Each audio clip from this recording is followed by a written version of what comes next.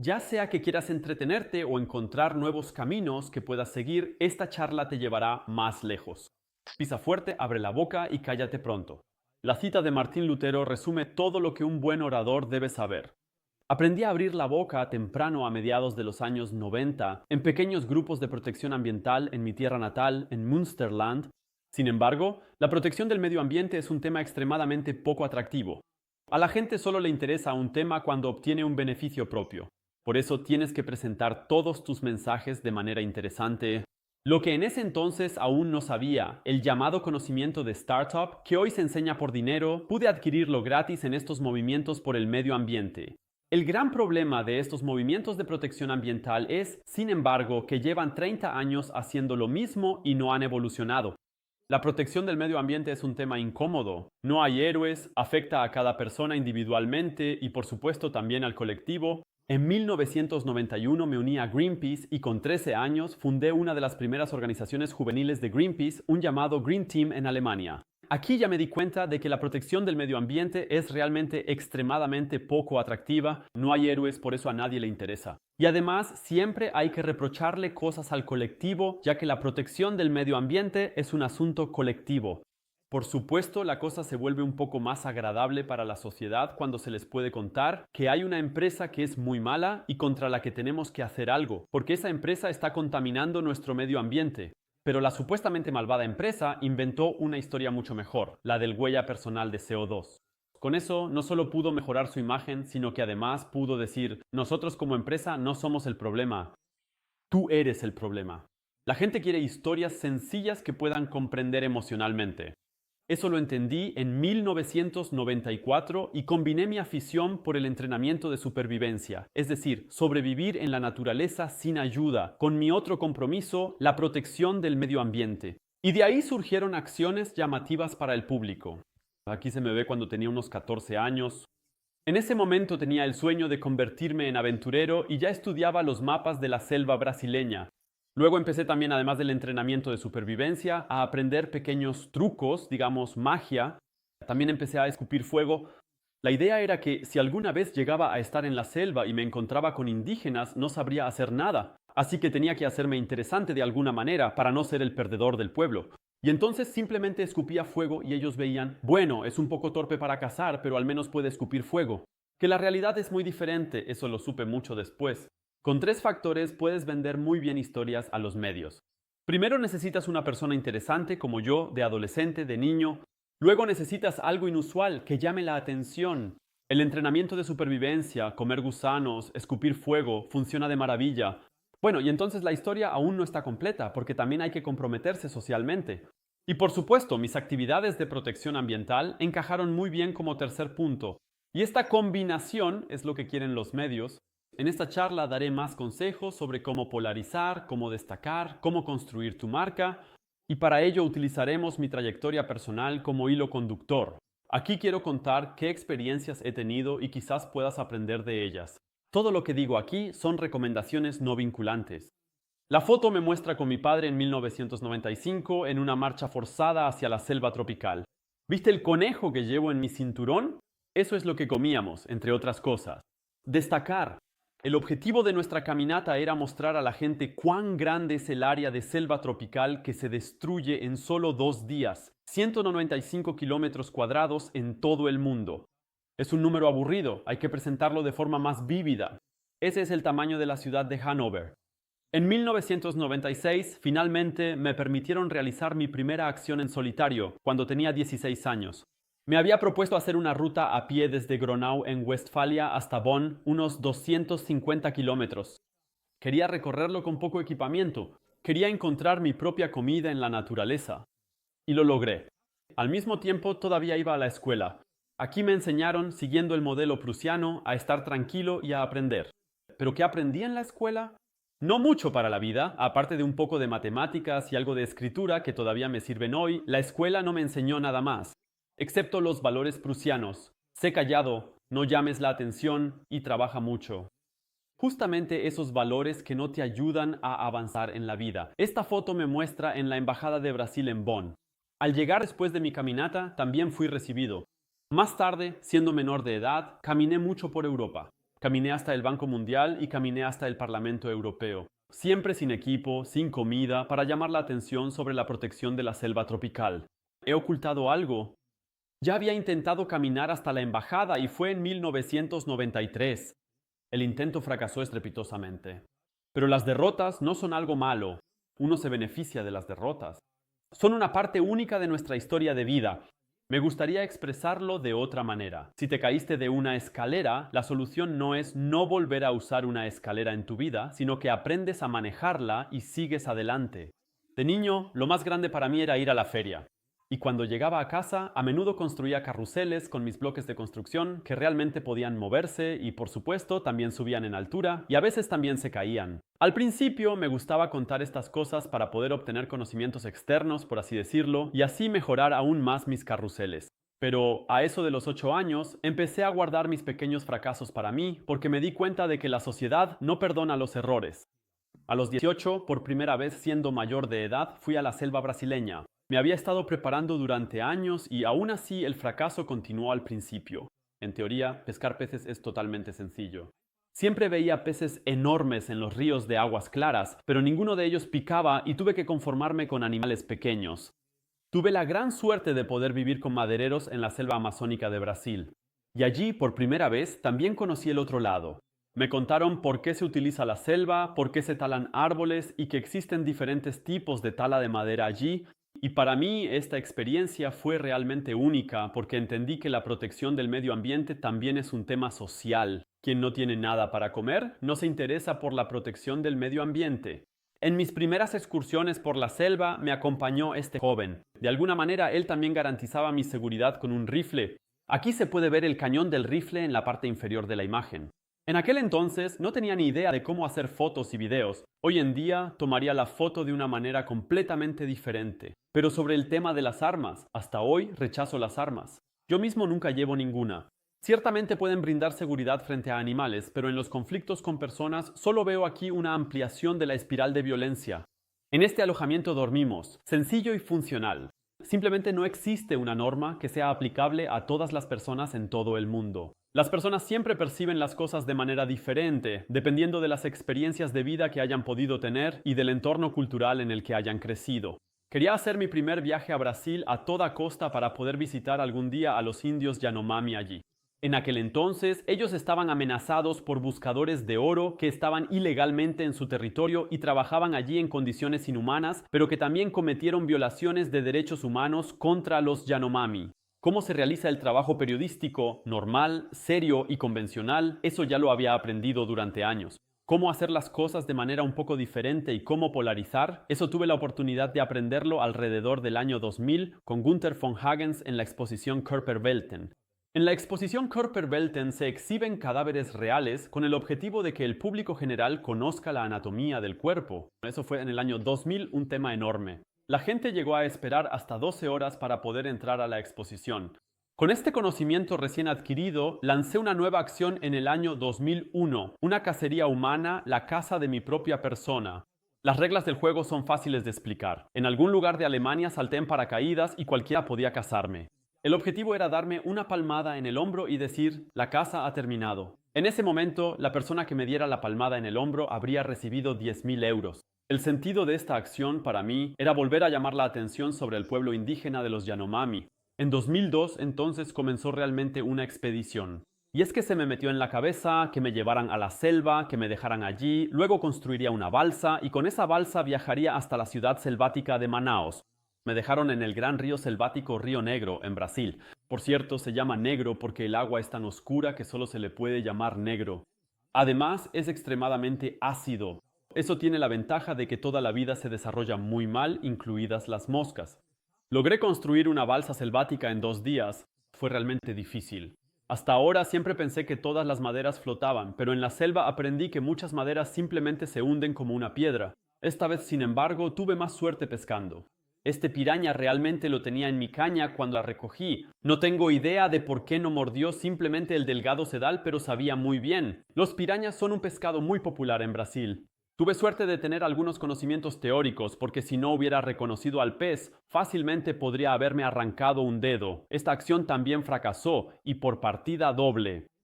Quería transmitir toda la acción en vivo por teléfono satelital a Internet. En aquel entonces, YouTube y cosas así aún no existían. Técnicamente eso no funcionó. B. Fui asaltado no con un cuchillo como dice aquí, sino con una pistola. Y esta circunstancia hizo que tuviera que cancelar toda la acción.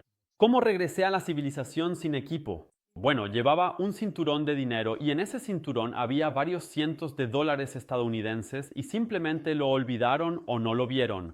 El dinero me ayudó después a comprarme varios viajes en bote, porque en la selva nunca estás solo. Los ríos son las carreteras y simplemente te sientas junto al río y esperas. En algún momento alguien aparece. Si esa persona te lleva o si siquiera te ve, esa es otra historia completamente diferente, pero alguien viene. Los ríos a menudo tienen varios cientos de metros de ancho.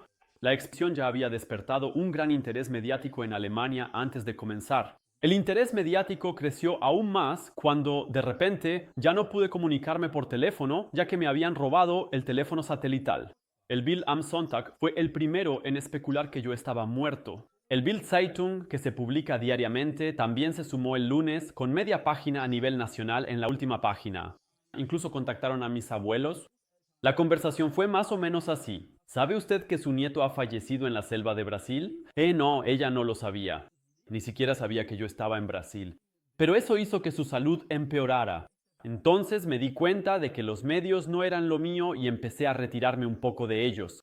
Cuando volví a la civilización, después de haber comido bien y haberme duchado, me dirigí a un cibercafé para revisar mis correos electrónicos. Y entre otras cosas, tuve que darme cuenta de que habría una tercera decepción en este viaje. Y es que tenía una cita con mi gran ídolo, José Lutzenberger, la conciencia ecológica de Brasil, el primer ministro de Medio Ambiente de Brasil. Había leído sus memorias y pensé, no puede ser. Pensamos exactamente igual, salvo en un tema. Él dice que la protección del medio ambiente es asunto de todos, sin importar si eres rico o pobre. Y yo sostengo la opinión de que si alguien es pobre, la protección del medio ambiente le puede dar completamente igual porque tiene problemas de existencia mucho más urgentes. Sobre esta diferencia de opinión quería conversar con él. Él me había dado una cita de manera muy sencilla por correo electrónico y ahora tenía en mi bandeja de entrada un mensaje de su hija cancelando la cita. El hombre había fallecido. Entonces, como alternativa, me dirigí a Boa Vista, un pequeño pueblo en la selva de Brasil. Aquí, el escudo de la ciudad es un buscador de oro. Ya lo mencioné, los indígenas Yanomami estaban amenazados por los buscadores de oro en esa época y todos se reunían aquí en este lugar. Ya fueran buscadores de oro, periodistas, aventureros, cualquiera que fuera a la zona Yanomami tenía que pasar por Boa Vista, yo incluido. Aquí me reuní con varias organizaciones que organizaban la atención médica de los Yanomami y su educación escolar. Entre otros, me encontré con este grupo aquí. Por cierto, aquí se puede ver al hijo de Davi Yanomami, un representante del pueblo que incluso ya ha hablado ante la ONU. Después de estos acontecimientos tan aventureros para mí, tenía la intención de visitar a un pueblo indígena en África. Sin embargo, poco antes de mi vuelo, estalló una guerra civil en ese país y hasta hoy no he podido viajar. Sin embargo, me dediqué al tema. ¿Qué haría si me viera envuelto en una guerra o en un conflicto? Después de eso, me colé en un curso de las Naciones Unidas impartido por la Bundeswehr aquí en Alemania para periodistas. En ese entonces tenía un carné de periodista y el tema era el comportamiento en situaciones de crisis y de guerra. Aquí realmente me dieron, en el transcurso de una semana, muchísimas herramientas que me serían de ayuda. Luego volé a Senegal, ya que la aerolínea me dijo, bueno, entendemos que hay un conflicto en ese país, no tienes que viajar a ese país, pero podemos llevarte de Alemania a Senegal y puedes quedarte en Senegal. Y entonces pensé, bueno, antes de pagar un vuelo inútilmente, vuelo a Senegal. Y aquí, por primera vez en mi vida, entré en contacto con la verdadera pobreza. En Senegal conocí a muchas personas que trabajaban como pescadores que eran muy amables, pero que apenas podían ganarse la vida con su profesión. También conocí a personas que intentaban extraer oro de las alcantarillas de la ciudad utilizando simples rampas de lavado de oro. Y creo que por poco me libré de un secuestro. La historia fue así. Me subí a un taxi y quería decirle al conductor a dónde iba. Entonces una segunda persona entró al taxi y dijo, "Go, go, go". Y yo pensé, ¿qué pasa aquí? Go, go, go. Y salí por la otra puerta y me fui. Más tarde le conté esto a mi contacto en Senegal y le pregunté, ¿qué fue eso? Y él me dijo, no lo sé, pero probablemente fue mejor que te fueras. En 2004 descubrí Costa Rica para mí. Un país que prácticamente solo consiste en selva tropical, tiene un gobierno democrático y una buena atención médica. Todo el país es aproximadamente del tamaño de nuestro estado federado de Baja Sajonia, tiene 5 millones de habitantes, es neutral en CO2 y no tiene ejército desde 1948. Aquí me propuse como objetivo visitar al pueblo indígena de los Yokin. Este pueblo vivía exclusivamente de los productos de la agricultura, es decir, vendían plátanos y cacao. Aquí se puede ver una fruta de cacao entera, si la abres puedes ver una pulpa blanca. Y en esa pulpa blanca y viscosa se encuentran los granos de cacao. Por cierto, el grano de cacao es totalmente amargo. La agricultura genera poco dinero. Toda esa pila de plátanos se la compraron por $2 estadounidenses. Cuando me lo contaron, les dije directamente, tienen que dedicarse al turismo. Esta foto la tomé en 2016. Muestra que los Rockinen han entendido cómo funciona el turismo. Y eso es bueno. Al principio tenía mis dudas, pero ellos han conservado su cultura. Siguen viviendo como los conocí. Solo que ahora pudieron optimizar sus rutas de transporte para los productos agrícolas porque en el viaje de regreso llevan turistas y por supuesto con estos turistas también llega el dinero. Y con este dinero, por ejemplo, pueden comprarse paneles solares. Y entonces también tienen la posibilidad de usar un teléfono móvil. ¿Por qué deberían los indígenas renunciar al progreso solo para que tu visión del mundo vuelva a encajar? Por cierto, los Rockinen ya jugaban al fútbol cuando los conocí. Eso sí, solo juegan en una portería, pero con sus propios uniformes.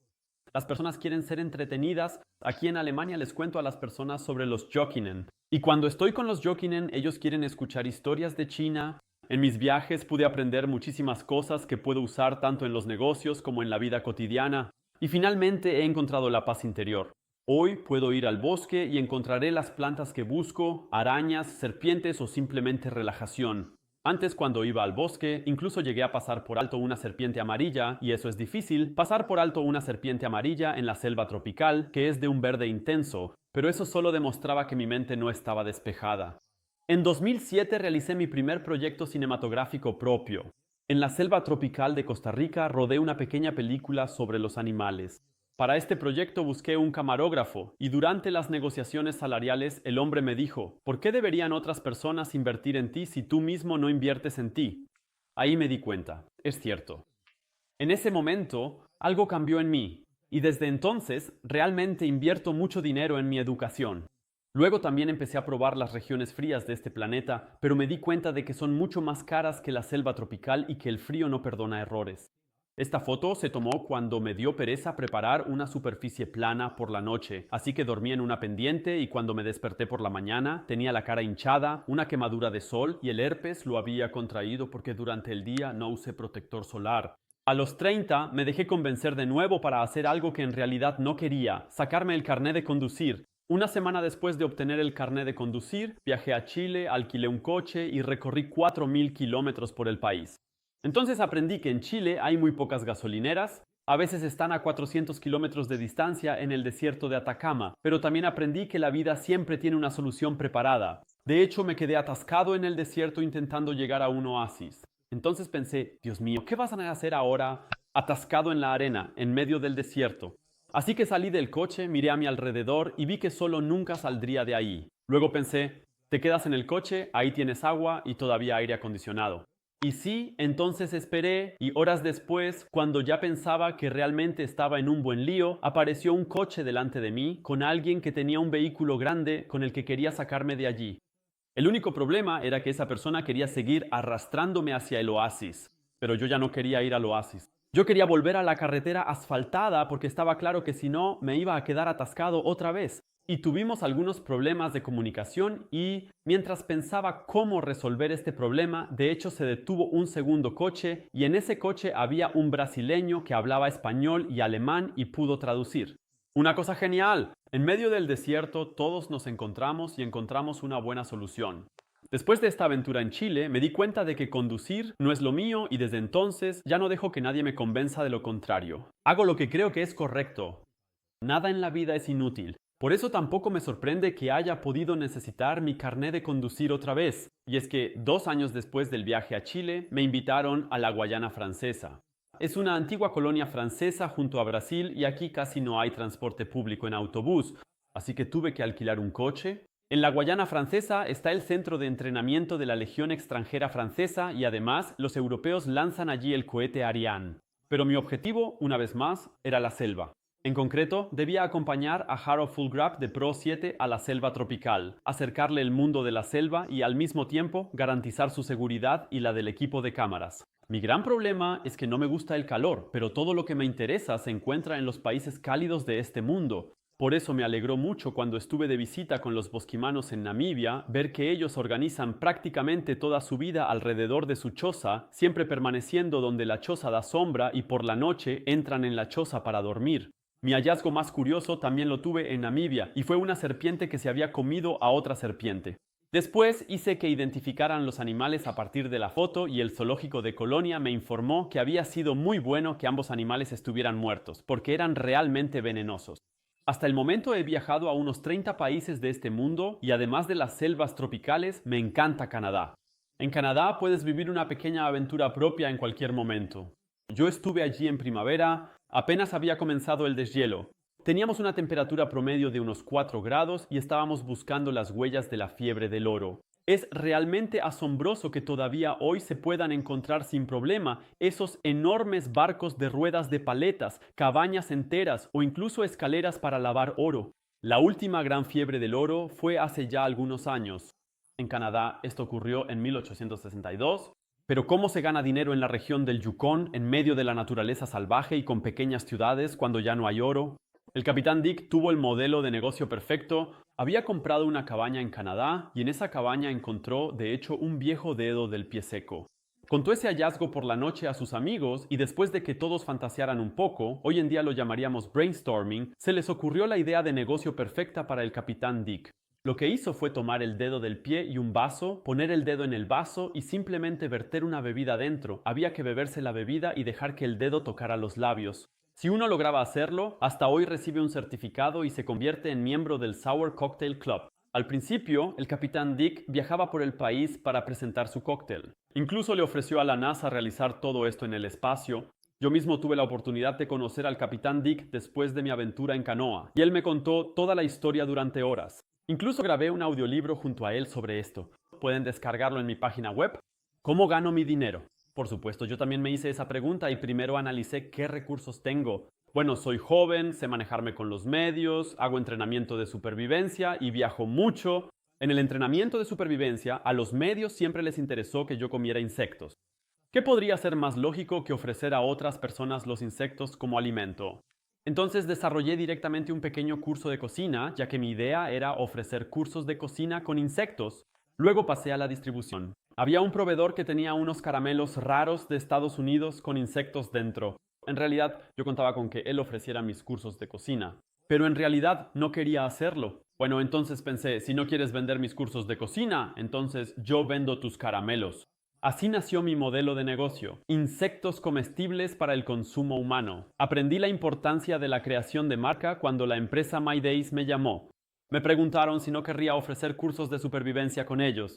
Yo les dije, bueno, ya no hago eso, pero ya tengo un contrato con el original. Entonces mi interlocutor dijo, ¿qué es el original? Yo respondí, bueno, la empresa que desarrolló el concepto y de la que todo el mundo habla, por supuesto, con Jochen Schweitzer.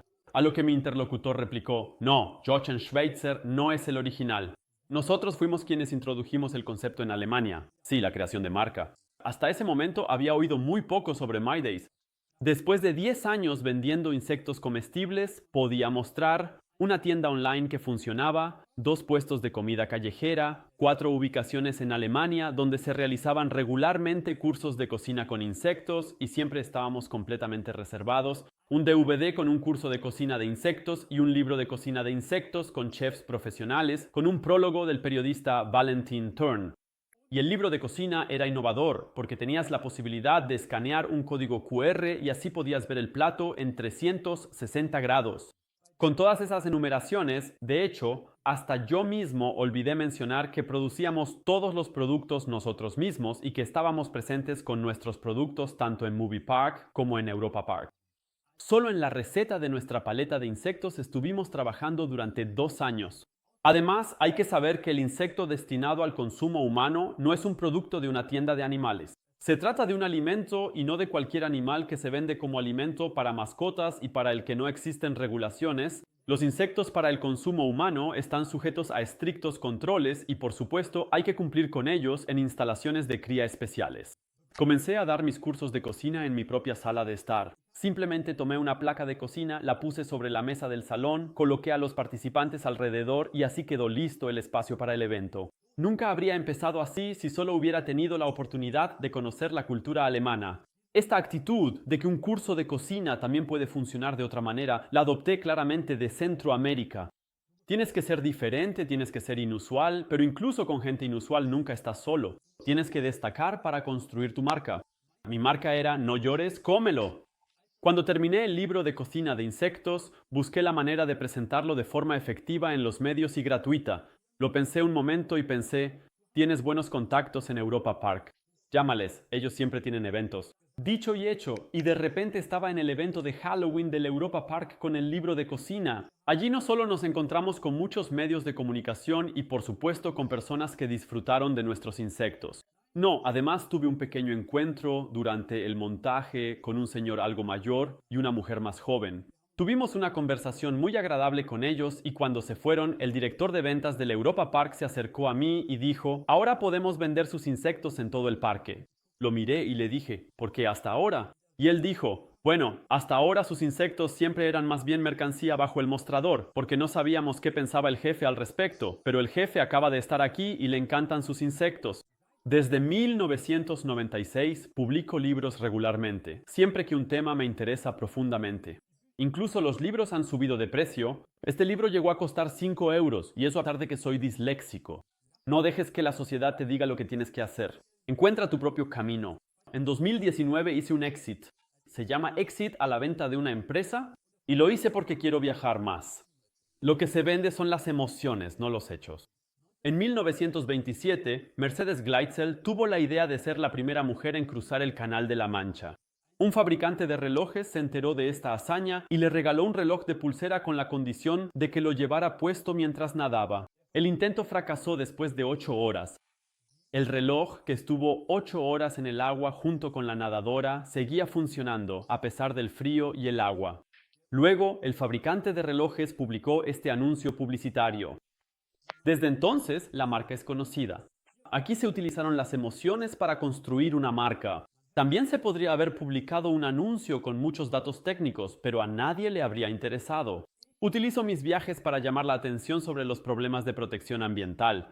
Ya han desaparecido culturas enteras, como por ejemplo aquí en la isla de Pascua, debido a un manejo inadecuado de la naturaleza. Un pez al menos debe haber estado brevemente en tierra para entender que vive en el agua. Ya he tenido la oportunidad de conocer las culturas de los países marcados en verde aquí. Y he aprendido una cosa, la tierra puede vivir sin nosotros, pero nosotros no podemos vivir sin la tierra.